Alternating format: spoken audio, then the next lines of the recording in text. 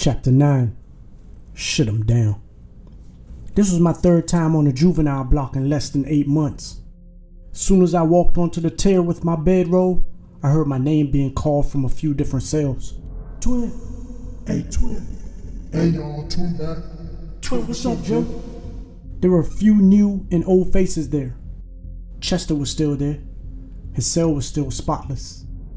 Almost everybody there still had bodies. Some had a few.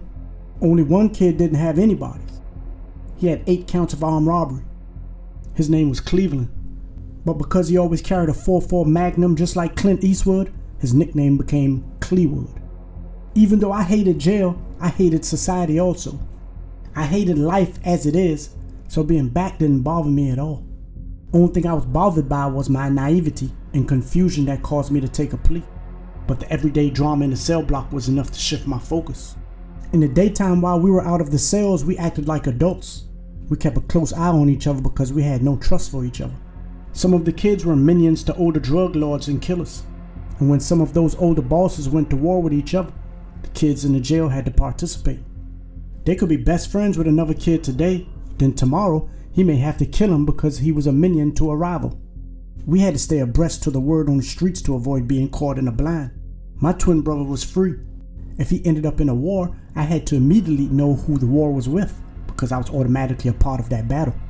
And if any one of my crew on the street had an issue with any one of the kids in the cell block, I would take care of it in the cell block. And this was vice versa. I could be a victim if I didn't get the word first and move on my rival, who may have been a friend a day before. Kids were stabbing and beating up other kids daily. Blood was being mopped up regularly. The psych home was also a mini war zone. But when the cells locked at night, we all became free.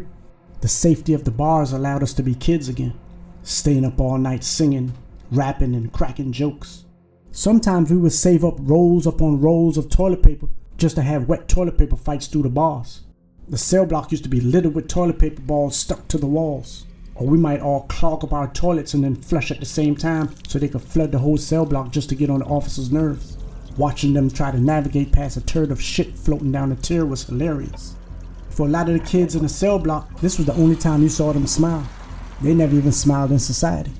Sometimes we would even save our milk until it got spoiled, mix it with piss, magic shave, eggshells, and doo-doo, put it in an empty lotion or shampoo bottle, and squirt it in the officers' faces.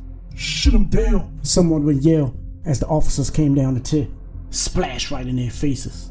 Diarrhea running down their neck and all over their uniforms gave us a good laugh for the rest of the week. The frivolous ass whoopings they handed out only reinforced our hate towards them. It was nothing they could do.